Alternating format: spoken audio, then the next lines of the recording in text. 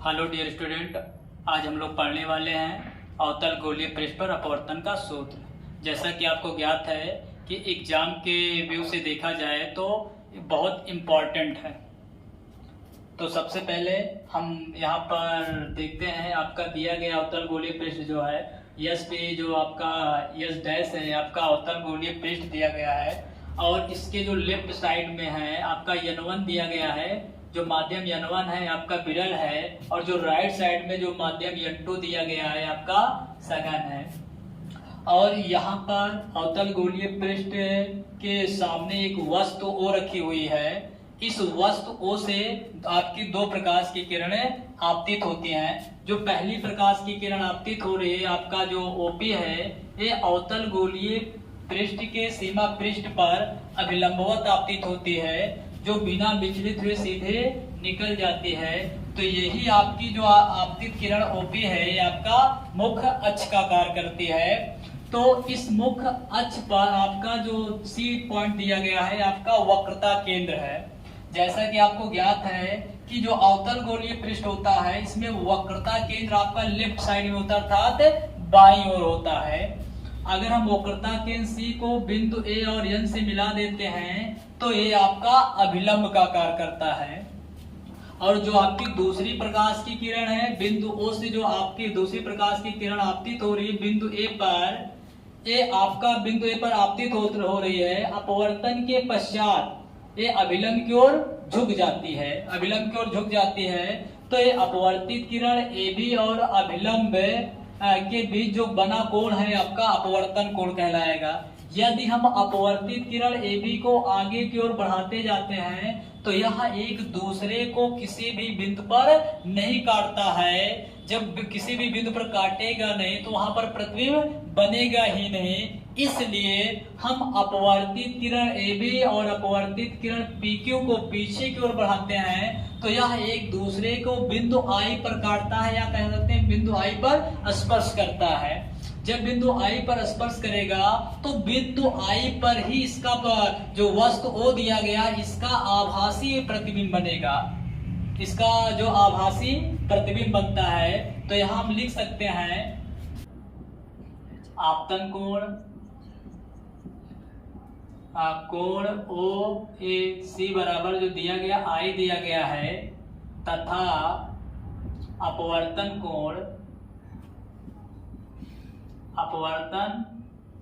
कोण जो दिया गया है आपका IAC बराबर NAB बराबर R है। तो यहाँ लिख सकते हैं IAC बराबर NAB बराबर आपका R दिया गया है। और यहाँ पर क्योंकि समस्त दूरियां जो होती है आपका गोलीय पृष्ठ के ध्रुव से मापा जाता है, तो यहाँ जो वस्तु की दूरी जो OP दी गई है लिख लेंगे यहाँ पर वस्तु की दूरी OP बराबर आपका -U है, कामा प्रतिबिंब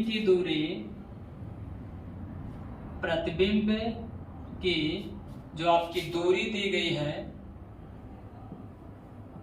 प्रतिबिंब की दूरी IP बराबर जो दिया गया है ये आपका -V दिया गया है तथा वक्रता त्रिज्या, वो आपका वक्रता जो त्रिज्या है आपका CP बराबर -R है।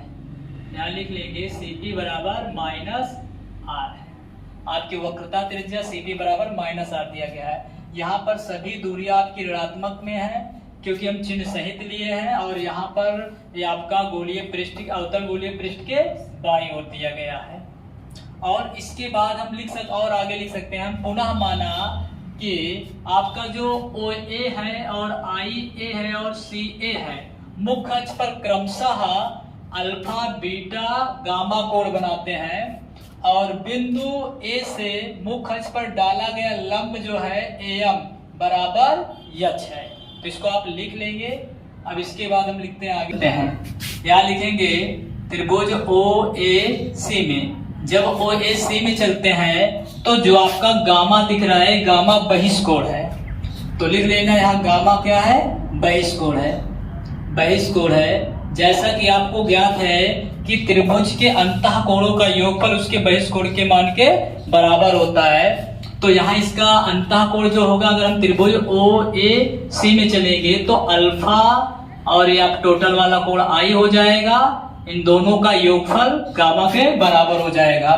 तो यहाँ लिख सकते हैं अल्फा प्लस आई बराबर आपका गामा हो जाएगा। यहां से मापतन कोण आई का मान निकालते हैं तो गामा माइनस अल्फा, इसको समीकरण हम 1 मान लेंगे।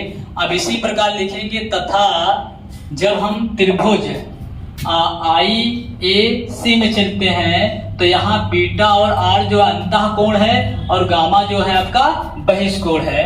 तो यहाँ लिख लेना त्रिभुज आई ए सी में जो आपका है गामा जो आपका दिया गया है, ये आपका दिया गया है बहिष्कोण।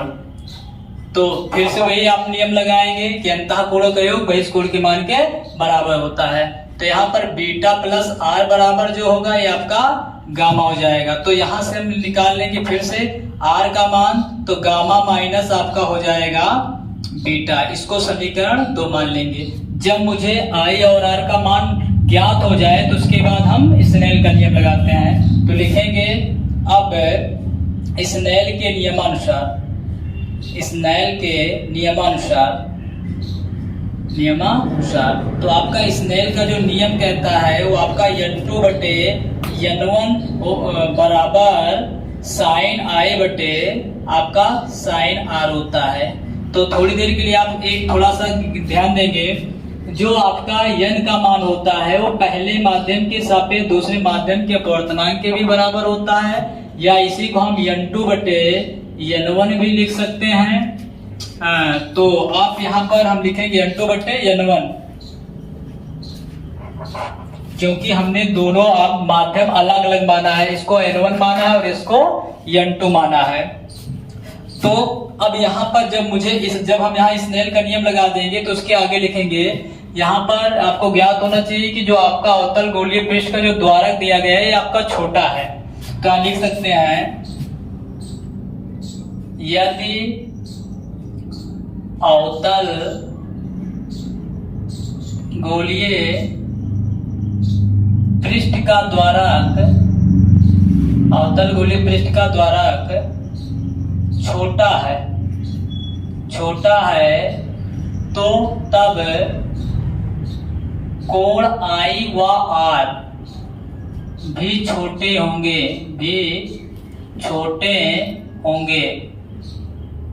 कोण आई व आर भी क्या होंगे, छोटे होंगे।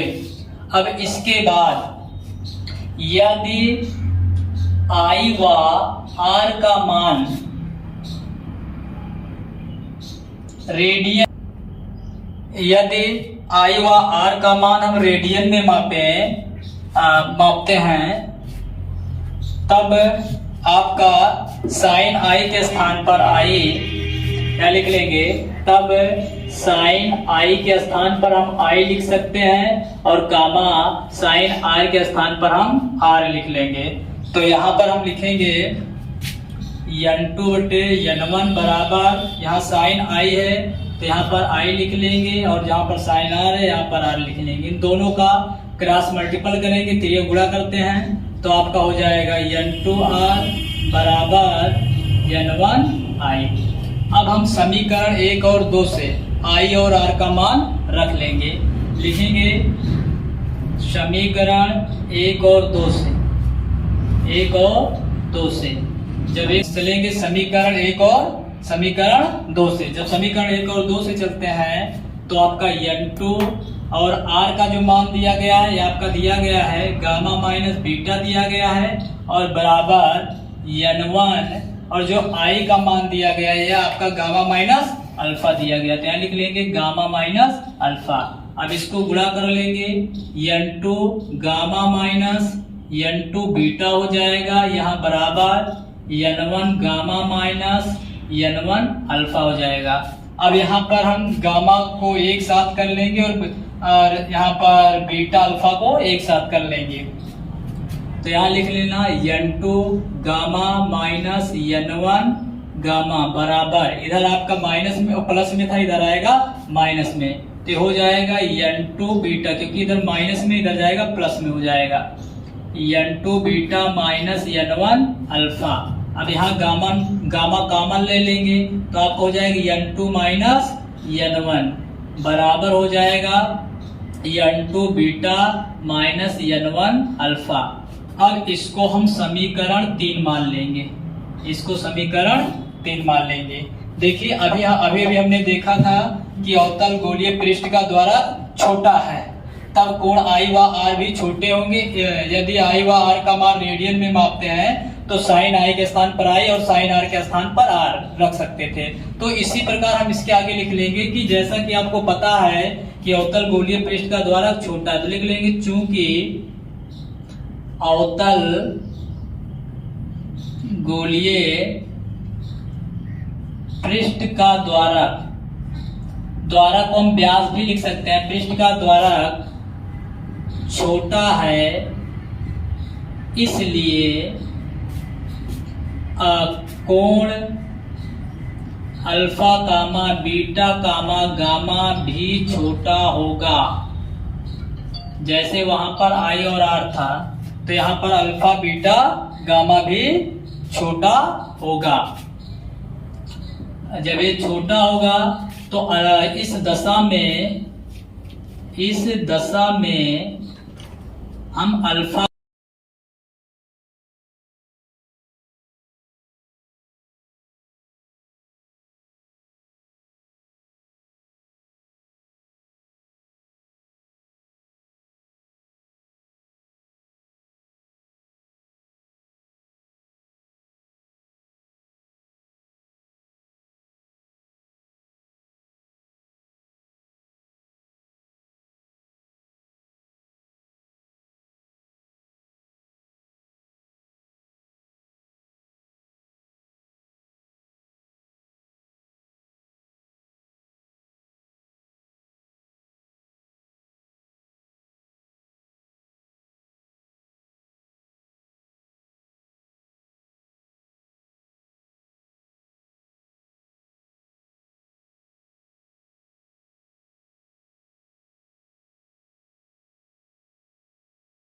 ओएम है, तो यहाँ आधार को हम लिख लेंगे ओएम बराबर।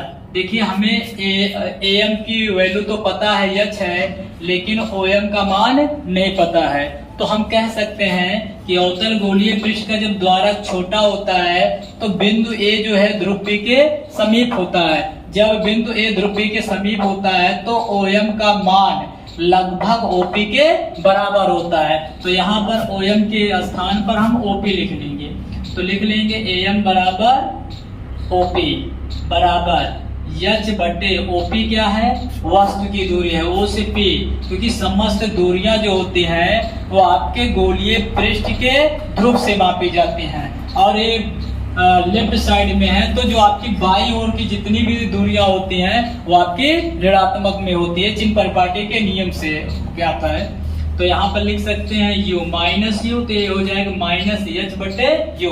अब इसी प्रकार हम बीटा का मान निकाल लेंगे। बीटा बराबर आपका होता है tan बीटा। जब हम बीटा वाले में चलेंगे तो आप यहाँ से चलेंगे त्रिभुज IAM में, तो यहाँ ये हो जाएगा लंब बटे आधार, इसका भी होता है तो AM बटे आधार आपका हो जाएगा IM, यहाँ हो जाएगा IM। फिर आप लिख लेंगे AM बराबर IM का जो मान होगा वो IP के बराबर हो जाएगा। और यहाँ से आपका हो जाएगा एच बटे आई, क्योंकि AM की वैल्यू एच है और IP की वैल्यू आपका दिया गया है B माइनस B, क्या हो जाएगा माइनस एच बटे B। हमें यहाँ बीटा का मान पता चल गया। अब गामा का मान निकाल लेंगे। गामा बराबर हो जाएगा tan गामा। अब tan गामा यहाँ इसमें चलेंगे CAM में, तो यहाँ चलेंगे तो आपका tan लंब बटे आधार ये भी हो जाएगा। लंब आपका है AM बटे आधार जो दिया है CM दिया गया है CM, जो कि आपको CM का मान पता ही नहीं है, CP का मान पता है, इसलिए हम यहाँ AM के स्थान पर हम CP रख देंगे। जैसा कि आपको पता है कि अवतल गोलीय पृष्ठ का जब द्वारक छोटा होता है तो बिंदु A जो है ध्रुव P के समीप होगा, तो इस दशा में हम CM का मान CP के बराबर कर सकते हैं। तो यहाँ पर AM का जो मान दिया है वो आपका H दिया है, और जो CP का मान दिया है वो -R दिया गया है, आपका -R दिया है, क्योंकि आपकी वक्रता त्रिज्या है आपकी CP। तो यहाँ लिख लेंगे -R, तो ये हो जाएगा -H/R। अब इन सभी मानों को उठाकर हम समीकरण 3 में रख देंगे, अल्फा बीटा और गामा का मान रख देंगे। तो यहाँ लिख सकते हैं इन सभी मानों को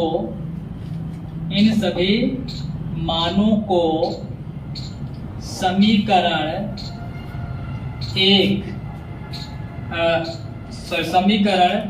3 में रखने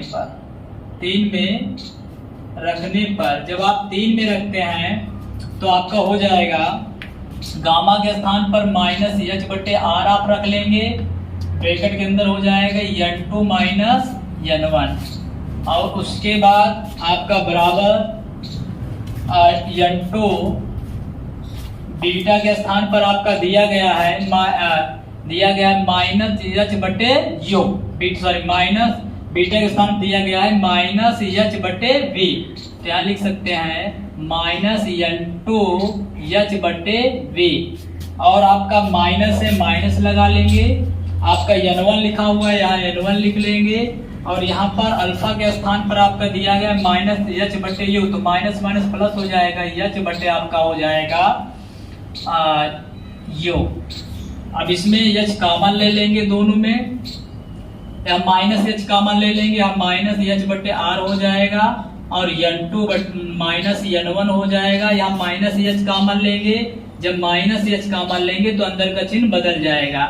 तो ये आपका प्लस में है तो माइनस में हो जाएगा, माइनस में है तो प्लस में हो जाएगा, इसलिए इसको लिख सकते हैं N2/V -N1/U।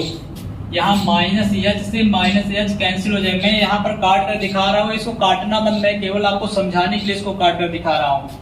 तो यहाँ आपका बटे इसका 1 कर लो, आपका R से 1 में गुणा करेंगे तो N2 - N1/R बराबर हो जाएगा N2/V -N1/U, या इसी को लिख सकते हैं। अतः अवतल गोलीय पृष्ठ पर अपवर्तन का जो सूत्र होता है N2/V -N1/U बराबर N2 - N1/R का R हो जाएगा। ये आपका सूत्र मिल गया, यहाँ से आपको प्राप्त हो गया। लेकिन कभी कभी ये जो मान N2 N1 के पद में दिया गया, इसी को हम N1 के पद में निकाल लेते हैं, या एग्जाम में पूछ लिया जाता है कि इसका मान N1 के पद में निकालिए। अब जब इसका मान N1 के पद में निकालते हैं तो देखिए, जैसा कि आपको ज्ञात है कि N2 आपका N1 होता है, तो मतलब दोनों पक्षों के अंश में अगर हम N1 से भाग देते हैं तो N2 का जो मान जो आपका N2/N1 का जो मान प्राप्त होगा वो N के पद में हो जाएगा।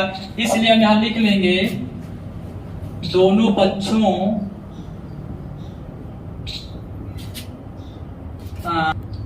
अंश में N1 से भाग देने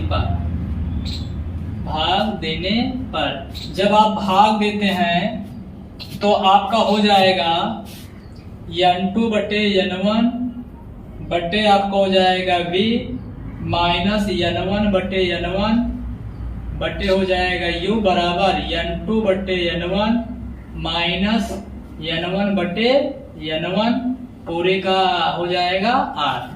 तो यहाँ N2/N1 के स्थान पर लिख लेना N/V, और माइनस यहाँ N से N कैंसिल, N1 से N1 कैंसिल हो जाएगा, 1/U बराबर हो जाएगा N - 1/R। ये आपका सूत्र प्राप्त हो गया। डियर स्टूडेंट, ये आपका अवतल गोलीय पृष्ठ पर अपवर्तन का सूत्र है।